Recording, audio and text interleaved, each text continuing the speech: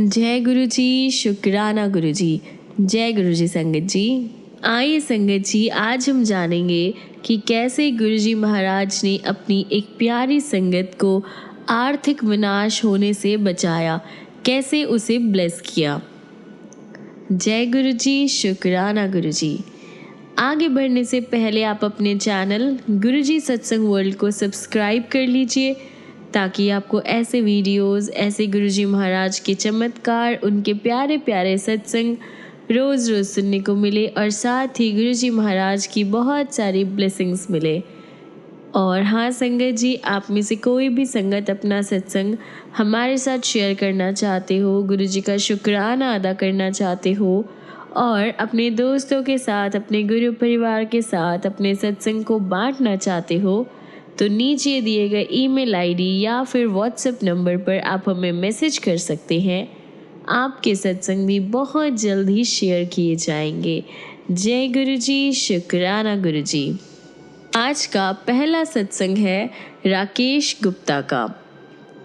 जब कोई नहीं आता, मेरे गुरुजी आते हैं। स्टॉक मार्केट में मुझे कई बार बहुत सारे आर्थिक नुकसान उठाने पड़े थे, पर मैं ये नहीं समझ पाया कि ये व्यापार मेरे लिए ठीक नहीं है।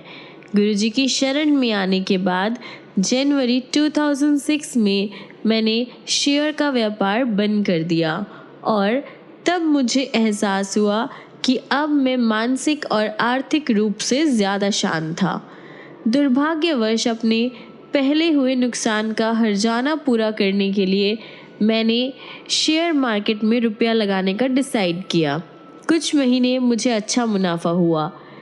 उस आधार पर मैंने अक्टूबर 2007 में इस्तीफ़ा देने का निश्चय किया, पर गुरुजी ने मुझे ऐसा मार्च 2008 तक नहीं करने दिया। जनवरी 2008 में मुझे संगत में किसी से गुरुजी का संदेश आया कि मुझे शेयर का व्यापार बंद कर देना चाहिए, पर मैंने उस पर ध्यान नहीं दिया। उसी महीने थोड़े दिनों बाद मुझे फिर वही संदेश मिला, पर मैंने फिर उसे नज़रअंदाज कर दिया। अगले ही दिन स्टॉक मार्केट एकाएक गिर गया। जनवरी 2008 में 21 जनवरी को मैंने अपने नुकसान का हिसाब लगाया तो वह 1 करोड़ रुपए से ज़्यादा का था। तब मुझे समझ आया कि गुरुजी क्यों मुझे इस्तीफ़ा देने से रोक रहे थे, पर मेरी समझ में ये नहीं आ रहा था कि अब मैं क्या करूं तो क्या करूं। मैंने बस गुरुजी को याद किया और उनसे माफ़ी मांगी। मेरे पास अब और कोई विकल्प नहीं था, क्योंकि वो भोलेनाथ है, सबसे भोले भाले भगवान। उन्होंने मेरी सुनी। आधे घंटे के अंदर 2 घोषणाएं हुई। The United states federal reserve ने इंटरेस्ट रेट इतनी ज़्यादा अमाउंट में घटाया जितना 20 सालों में कभी नहीं घटाया था, और भारत सरकार ने घोषणा की कि हिसाब चुकता करना, जिसमें व्यापारी शेयर बेचते और खरीदते हैं और फिर सौदा पूरा करने के लिए विपरीत लेन देन करते हैं, अनिवार्य नहीं था। इससे मार्केट ऊपर चढ़ा इतना कि 2 दिनों में निफ्टी 3800 पॉइंट्स से 5200 पॉइंट्स पर आ गया और मेरा नुकसान थोड़ा सहनीय स्तर पर आ गया। मैंने सर्वशक्तिमान गुरुजी का शुक्रिया किया। गुरुजी ने ना सिर्फ मेरी नौकरी बचाई, साथ ही अपूरणीय नुकसान से भी मुझे बचाया, जो मैं खुद ही अपने ऊपर लाया था, गुरुजी की आदेश की अवज्ञा करके। इसमें हम सबके लिए सीख है कि गुरुजी का आदेश बिना किंतु परंतु के तत्काल ही मानना चाहिए। जनवरी 2008 में रात को करीब 2:30 बजे मैं अपनी पत्नी के साथ स्कूटर पर इफ़को चौक, गुड़गांव से अपने घर जा रहा था। जब मैंने स्कूटर चलाने की कोशिश की तो वह चला नहीं। मैंने पेट्रोल की टंकी देखी तो पाया कि वो खाली था। करीब 3 बजे हम एक पेट्रोल पंप पहुँचे, जहाँ मैंने लोगों से अनुरोध किया कि ज़्यादा पैसे लेकर वो मुझे पेट्रोल दे दे। उन्होंने ये कहकर कि पेट्रोल पंप सुबह 6 बजे ही खुलेगा, मुझे मना कर दिया। उन दिनों ठंड बहुत ज़्यादा थी, इसलिए पैदल घर जाना संभव नहीं था। तभी मुझे सत्संग याद आए जिनमें संगत की गाड़ियाँ बिना पेट्रोल के ही चली थी। मैंने गुरुजी का नाम लिया और एक बार फिर स्कूटर से शुरू करने की कोशिश की। इस बार स्कूटर चल पड़ा। जब मैं घर पहुंचा तो मैंने देखा कि पेट्रोल की टंकी पूरी भरी हुई थी। गुरुजी के लिए कुछ भी नामुमकिन नहीं है, क्योंकि वह भगवान शिव है। मेरा साला और उनका परिवार 2006 में गुरु पूर्णिमा के दिन सहारनपुर उत्तर प्रदेश से बड़े मंदिर आए। गुरुजी का दर्शन पाकर हमसे बहुत खुश थे। 3 साल बाद 2009 में गुरु पूर्णिमा के दिन वह फिर बड़े मंदिर आए। उस दिन समारोह के दौरान मेरे साले की पत्नी को उनकी गद्दी पर गुरुजी के दिव्य दर्शन हुए। कुछ समय बाद अगस्त में हमें सहारनपुर जाने का मौका मिला। मेरे साले का परिवार बहुत इच्छुक था कि वे गुरुजी का सत्संग अपने घर में रखें, जैसे गुड़गांव में संगत के घर में होता है। गुरुजी की कृपा से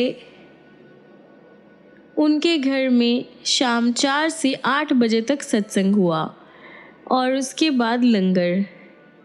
निस्संदेह गुरुजी अपने आशीर्वाद के साथ वहाँ मौजूद थे।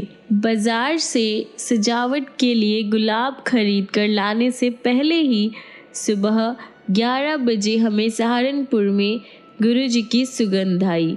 सत्संग के दौरान संगत को भी गुरुजी की मौजूदगी महसूस हुई। एक और बात ध्यान देने वाली है, सहारनपुर में नियमित रूप से शाम 4 बजे से 12 बजे तक बिजली जाती है, पर उस दिन उस एरिया में 1 मिनट के लिए भी बिजली नहीं गई। अगले दिन गुरुजी ने मेरी साली को सपने में भी दर्शन दिए और सबको आशीर्वाद दिया। सितंबर 2009 में मैं खराब खाने की वजह से मेरी बेटी बहुत बीमार थी। उसे बुखार, उल्टियाँ और दस्त थे। उसकी हालत इतनी ख़राब थी कि दवाइयाँ लेने के बावजूद वह 2-3 दिनों से पानी तक नहीं पचा पा रही थी। फिर गुरुजी की कृपा से हम शनिवार को बड़े मंदिर गए। हमने हमारी बेटी की हालत की वजह से उसे चाय और लंगर प्रसाद मुख्य हॉल के बाहर ही लेने को कहा, लेकिन जैसे ही हमने मंदिर में प्रवेश किया उसकी हालत में सुधार आने लगे और उसने चाय प्रसाद मंदिर के मेन हॉल में और लंगर मंदिर के बेसमेंट में लिया। गुरुजी के आशीर्वाद से वह तुरंत ही स्वस्थ हो गई, ठीक हो गई। जो प्रमाणित दवाइयाँ 2-3 दिनों में कुछ नहीं कर पाई, गुरुजी के आशीर्वाद भरे प्रसाद ने एक क्षण में कर दिया। जय गुरुजी। आइए संगत जी, अगला सत्संग हम सुनेंगे राजेंद्र सिंह केंत का। एक मित्र से गुरुजी के बारे में सुनकर हम उनके पास पहुँचे थे। उन्होंने हमें आशीर्वाद दिया और वीक में 2 बार आने के लिए कहा। उस टाइम मैं बवासीर और डायबिटीज़ से परेशान था। संगत में हमें लंगर परोसा गया जिसमें बहुत मिर्ची थी। इतनी मिर्ची देखकर मुझे डर था कि वह मेरे बवासीर रोग को और गंभीर कर देगी, लेकिन गुरुजी का लंगर होने के कारण मैंने वह खा लिया। मैं आकर लंगर ग्रहण करता रहा और मेरी अवस्था में सुधार होने लगा। फिर एक दिन वह रोग, जिसका 10 सालों से कोई उपचार नहीं हो पा रहा था, कोई ट्रीटमेंट नहीं हो पा रहा था, वह लोप हो गया, यानी गायब हो गया। अब मैं घर पर भी अपने भोजन के साथ मिर्च ले लेता हूँ। जहाँ तक मेरे डायबिटीज़ का सवाल है, उसका भोजन से पहले और बाद का स्तर 125 से 175 था, जबकि उसका नॉर्मल जो लेवल होता है वो 100 से 140 होना चाहिए। गुरुजी के यहाँ जब भी मैं जाता था, आधा किलो मिठाई का प्रसाद खाता था। नॉर्मली मेरे डायबिटीज़ का लेवल बढ़ना चाहिए था, लेकिन वह घटकर 91 से 141 हो गया। वास्तव में आजकल मुझे घर पर भी मिठाई खानी पड़ती है, जिससे डायबिटीज़ का लेवल ज़्यादा ना गिरे। मैंने रात को इस बीमारी की मेडिसिन्स लेनी बंद कर दी है और सुबह की जो अमाउंट है या जो जितनी क्वांटिटी मुझे खानी होती है वो भी कम हो गई है। गुरुजी की कृपा ऐसी होती है। मेरी एक और प्रॉब्लम थी, मूत्र मार्ग में अवरोध, यानी यूरिन पास करने में भी मुझे बहुत प्रॉब्लम होता था। गुरुजी के पास आने से पहले दिल्ली के सर गंगाराम हॉस्पिटल में मेरी एक नॉर्मल सर्जरी हुई, पर उसके 2 महीने के बाद उसमें फिर से प्रॉब्लम आ गई। उसी डॉक्टर ने कहा कि इस ट्रीटमेंट के बाद यूरिन पास करने का जो एरिया होता है वो सिकुड़ जाता है और फिर से सर्जरी की सलाह दी। दूसरी सर्जरी भी हुई, लेकिन 4-5 महीने के बाद वह फिर से प्रॉब्लम हो गई थी। मैंने संगत के एक सदस्य को गुरुजी को इससे अवगत कराने की विनती की। गुरुजी ने उपाय बताया, जिसको करने के बाद मैं ठीक हो गया। यदि अब कभी वह रोग होता है तो मैं मेडिसिन खाकर ठीक हो जाता हूँ। हम रजौरी गार्डन के मुख्य बाजार में एक किराए के मकान में रहते थे।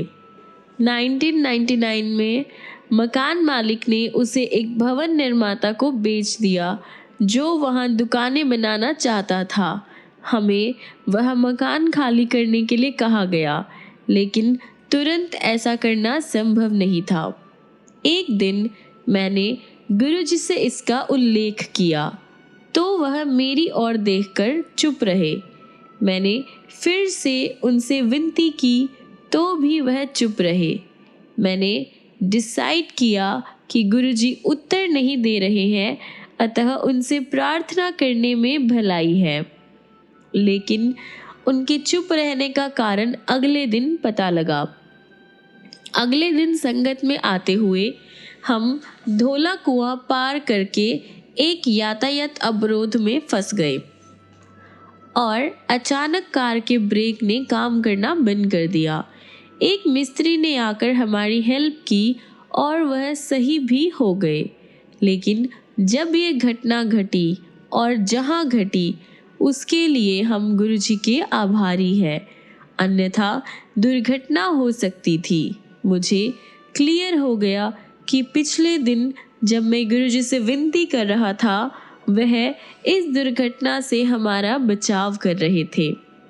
मैं उनसे एक छोटी सी बात के लिए कृपा की आशा कर रहा था, जबकि वह हमें संभव मृत्यु से बचा रहे थे। उनकी दया वहीं पर समाप्त नहीं हुई। 1 महीने में हम एक नया घर खरीद कर उसमें जा सके। गुरुजी के हर एक भक्त को आशीर्वाद मिलता है, उनसे कोई अछूता नहीं रहता है। वह भी जिनके पास उनका चित्र है या जो उनके बारे में सुनते हैं और जो उनसे विनती करते हैं, सबको उनका आशीर्वाद प्राप्त होता है। नाभा निवासी मेरी पत्नी के भाई गुरचरण सिंह मान के साथ ऐसा ही हुआ। हम उन्हें गुरुजी के सत्संग सुनाया करते थे। एक दिन वह दिल्ली आए और गुरुजी ने उन्हें ये कहकर आशीर्वाद दिया कि वह प्रसन्नचित्त और आनंदित रहे। उनकी पुत्र वधू ने गुरुजी का चित्र मांगा, जो उसे दिया गया। कुछ दिन के बाद गुरुजी ने उसे ड्रीम में दर्शन दिए। उस टाइम वह प्रेग्नेंट थी और गुरु कृपा से उसने एक सुंदर से पुत्र को जन्म दिया। गुरुजी के आशीर्वाद से उत्पन्न सब बच्चे अपनी आयु से ज़्यादा कुशाग्र बुद्धि और चंचल होते हैं। जब सौभाग्यशाली कपल ने गुरुजी से उसका नामकरण करने की विनती की तो गुरुजी ने उसका नाम गुरभजनीत सिंह रखा। जब गुरुजी किसी परिवार को अपने संरक्षण में ले लेते हैं तो वह परिवार हमेशा हमेशा सुखी रहता है। जब गुरुचरण को गुर्दों में अत्यंत कष्ट हुआ तो उसने गुरुजी से उनकी दया के लिए प्रार्थना करी। वह शीघ्र ही ठीक हो गए। फिर उसको यूरिन में पथरी के अवरोध के कारण बहुत दर्द हुआ। दर्दनाशक मेडिसिन लेते हुए भी उसका शूल जो था बना रहा। उन्होंने मुझे गुरुजी से निवेदन करने के लिए कहा। जब मैंने ऐसा किया तो गुरुजी ने केवल अपना सिर हिलाया। शीघ्र ही गुरुचरण की पथरी और वेदना गायब हो गए। गुरुचरण के सामने एक और प्रॉब्लम आई। वह नाभा में एक निजी विद्यालय चलाते थे। 2005 में पंजाब सरकार ने ऐसे सारे विद्यालयों को निषेध कर दिया जिनको मान्यता प्राप्त नहीं थी। उन्होंने मुझे फ़ोन पर गुरुजी से विनती करने के लिए कहा। हमने मंदिर में प्रार्थना की और उन्हें मान्यता के लिए आवेदन देने का परामर्श देने के साथ गुरुजी के चित्र के सामने प्रार्थना करने को कहा। शीघ्र ही गुरुजी की दया से उनके विद्यालय को सबसे पहले मान्यता प्राप्त हुई और उसमें छात्रों की संख्या में वृद्धि भी हुई। गुरुजी सबको अपना आशीर्वाद देते हैं। उसके लिए केवल समर्पण और आस्था ही आवश्यक है। उनको अपनी समस्या बताने की भी ज़रूरत नहीं है। हमारे लिए जो भी आवश्यक है वह देते हैं। साथ ही समस्याओं का निवारण भी करते हैं और अंत में वह जो भी अहितकारी होता है उसे नष्ट कर देते हैं। इन कारणों से गुरुजी ईश्वर है। हम उनके दर्शन कर उनसे कुछ कह पाने के लिए अत्यंत भाग्यशाली है। जय गुरुजी। आइए संगत जी, अगला सत्संग हम सुनेंगे राम लखन सुधीर का। जब विपत्तियों का सामना करता हुआ मनुष्य समुद्र में पतवार विहीन नाव भांति घूमने लगता है, गुरुजी की कृपा उसकी रक्षा करती है। यद्यपि मैं गुरुजी को बहुत पहले से जानता था। मैंने 2000 से नियमित रूप से उनके पास जाना शुरू किया था।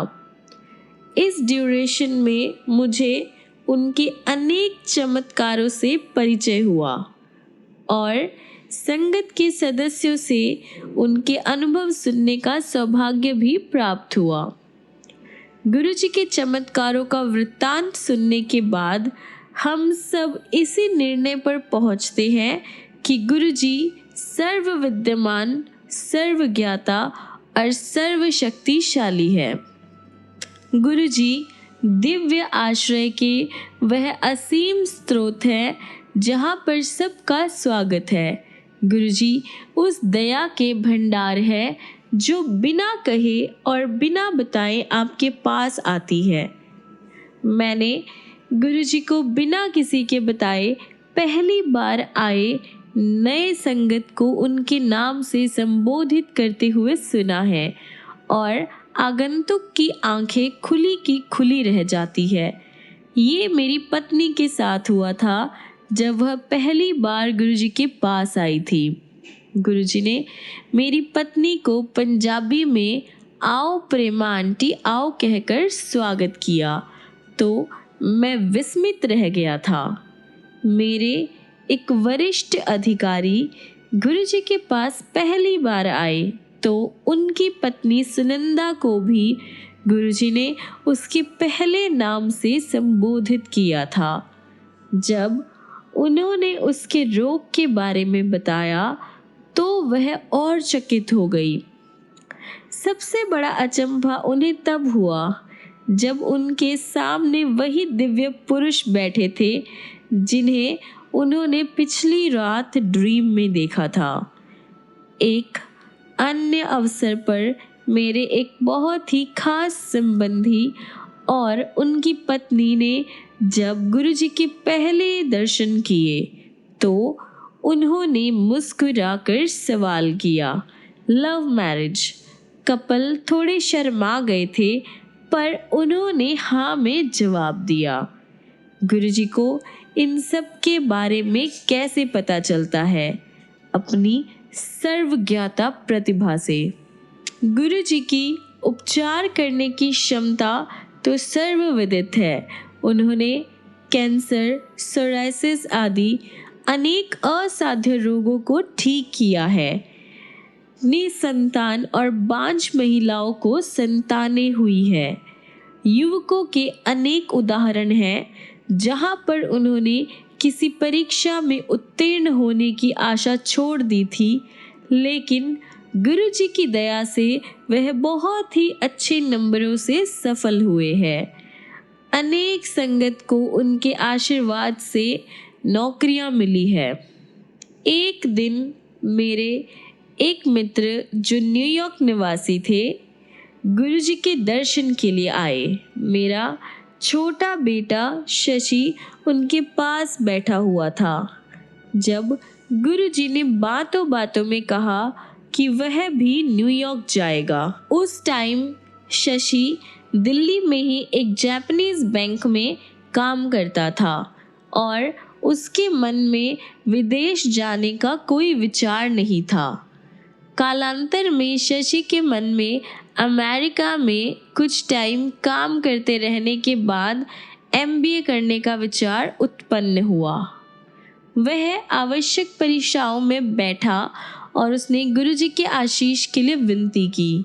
सब परीक्षाएं उसके जितने भी हुए सब में उसके अच्छे अंक आए, पर न्यूयॉर्क के एमबीए कॉलेज में से समाचार आने अभी बाकी थे। अंत में उस सूचना के आने पर गुरुजी का कथन सत्य सिद्ध हुआ। शशि न्यूयॉर्क गया और उसने अपना पाठ्यक्रम, अपनी स्टडीज़ बहुत ही अच्छे अंकों से कंप्लीट की और अब वहीं पर जेपी मॉर्गन चेस बैंक में काम करता है। मेरे संदर्भ में गुरुजी ने मुझे मेरे साथ हुए अन्याय की क्षतिपूर्ति के लिए पुरस्कृत किया। शासकीय अभिलेखों में मेरी जन्म तिथि गलत थी। प्रमाण सहित उनको सही करवाने के लिए सारे प्रयत्न विफल रहे। फलस्वरूप मुझे अपनी सेवा अवधि का लाभ नहीं मिल पा रहा था और मेरी प्रमोशन भी रुकी हुई थी। गुरुजी की दया से मेरे रिटायर होने से पहले मुझे एक राष्ट्रीय आयोग का सदस्य नियुक्त किया गया जहां मेरी अवधि 5 साल की थी।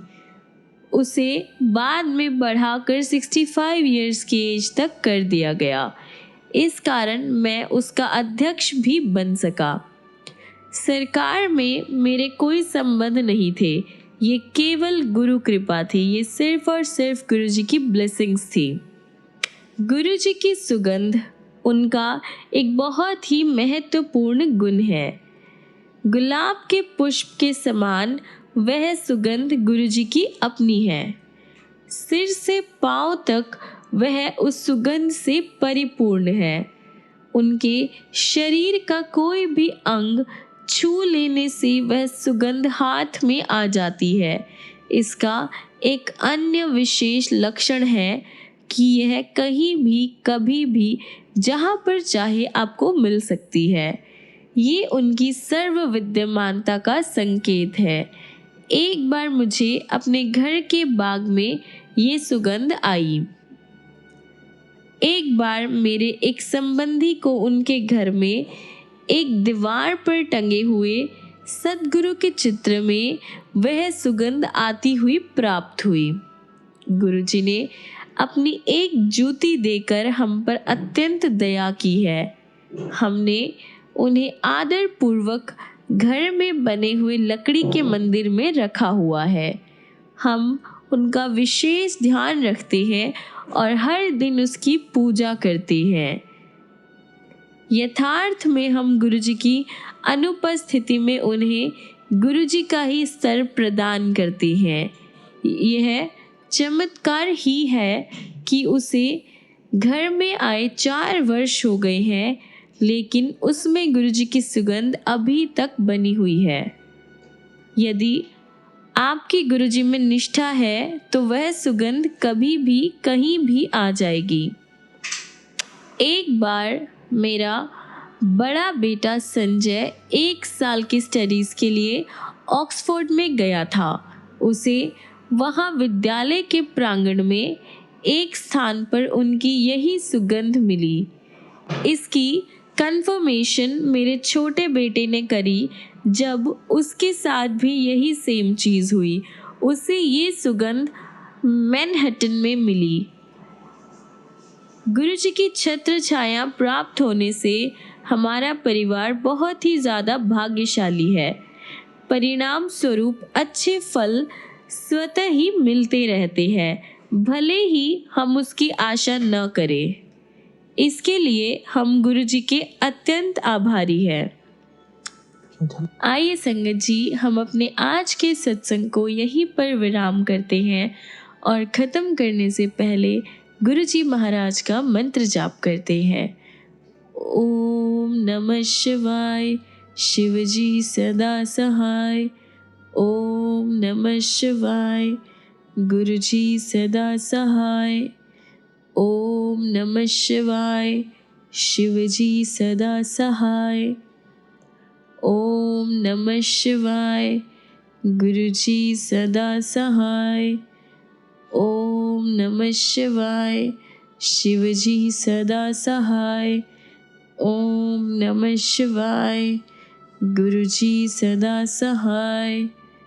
ओम नमः शिवाय, शिवजी सदा सहाय। ओम नमः शिवाय, गुरुजी सदा सहाय। ओम नमः शिवाय, शिवजी सदा सहाय।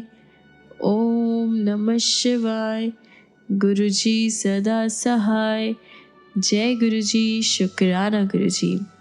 संगत जी, मिलते हैं अगली वीडियो में गुरुजी के ऐसे बहुत सारे चमत्कार लेकर, बहुत सारी ब्लेसिंग्स लेकर, ढेर सारा प्यार लेकर।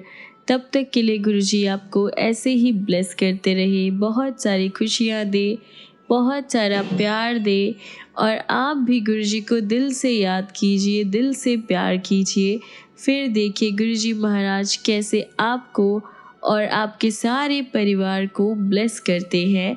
और एक बात का ध्यान रखिएगा कि गुरुजी को पूरा समर्पण कीजिए, कंप्लीट सरेंडर कीजिए। फिर देखिए गुरुजी महाराज की ब्लेसिंग्स कैसे आप पर और आपके पूरे परिवार पर होती है। जय गुरुजी, शुक्राना गुरुजी। जय गुरुजी संगत जी।